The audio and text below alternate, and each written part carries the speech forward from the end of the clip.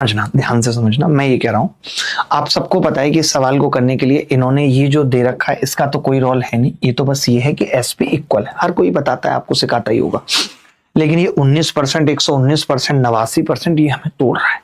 तो मैंने कहा थोड़ा अप्रोक्सीमेशन कर सकते हैं क्या, क्योंकि ऑप्शन तो, अब आप बताओ, ये दोनों बहुत दूर दूर है और ये दोनों बहुत दूर दूर है, लगभग दूर दूर ही है, 3% से भी ज्यादा का अंतर ऑप्शन में है। एग्जामिनर ने भी यही सोचा है, तो मैंने कहा थोड़ा सा चेंज कर सकते हैं, तो आपने कहा कर लेता। मैंने कहा 19% को 20% कर लेते हैं, 1% प्रॉफिट ज्यादा कर रहे हैं, और लाभ को 10% कर लेते हैं, लाभ को 10% कर लेते हैं,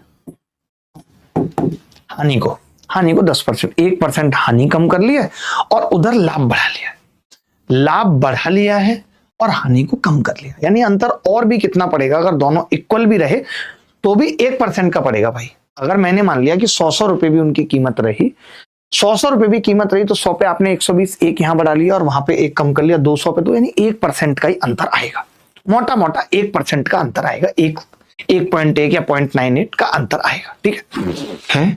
और 10 से 9, ठीक है?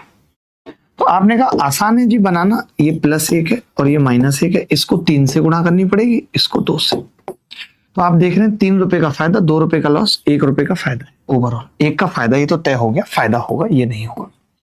अच्छा, 3 से इसकी गुणा करेंगे 15 और 10 से करेंगे 1/35, तो 1/35 का मतलब 2 पॉइंट समथिंग कह सकता हूं मैं, 2 पॉइंट समथिंग।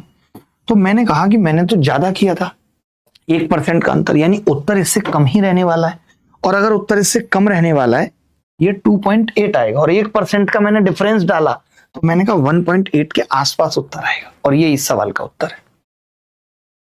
आपको ये सब चीजें समझनी पड़ेंगी। एग्जामिनर ने जानबूझ के सवाल बनाया है कि मैं इसे मुश्किल सेट करता हूं, लेकिन ऑप्शन दूर दूर देके ये भी कह दिया कि अगर तेरा दिमाग लग सके तो तू लगा लियो, ये भी उसने बता दिया। तो मैंने क्या सीखा कि अगर मेरे से एसपी पूछा है तो मैं मल्टीपल देखूंगा, अगर मुझसे प्रॉफिट लॉस पूछा है तो मैं ऑप्शन का गैप देखूंगा, ताकि मैं अप्रोक्सीमेशन लगा सकूं।